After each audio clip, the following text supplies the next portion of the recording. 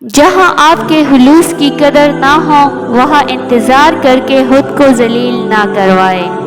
سکون سے جینا ہے تو کسی سے غیر ضروری رابطہ چھوڑ دیں۔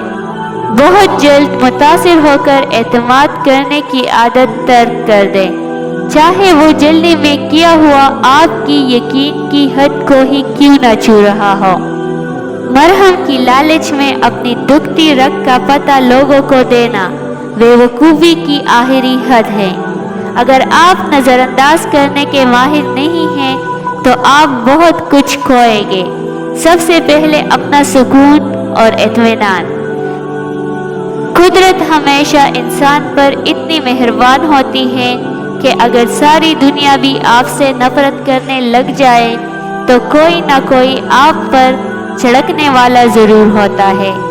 جتنے مرضی نامور انسان بن جائے، کوئی نہ کوئی طبقہ ایسا ضرور ہوگا جو آپ کو بدنام کرے گا۔ کبھی کبھی ہم غلط نہیں ہوتے، بس ہمارے وہ الفاظ نہیں ہوتے جس سے ہم خود کو صحیح ثابت کر سکیں۔ انسان کا نقصان مال اور جان کا چلا جانا نہیں، بلکہ انسان کا سب سے بڑا نقصان نماز کا چھوٹ جانا ہے۔ کھونے سے زیادہ جھیلنا مشکل ہوتا ہے۔ لوگوں کی زبانیں زندہ مارتی ہیں، سانپ سے خطرناک زہر ہوتا ہے ان کی زبان میں، جیتے جی مار ڈالتی ہے۔ شیطان رب کا نافرمان ہونے کے باوجود ہمت نہیں ہارتا، تو آپ رحمان کے بندے ہو کر حوصلہ کیوں چھوڑ دیتے ہیں؟ مانگتے رہیں کہ وہ رحمان و رحیم ہیں۔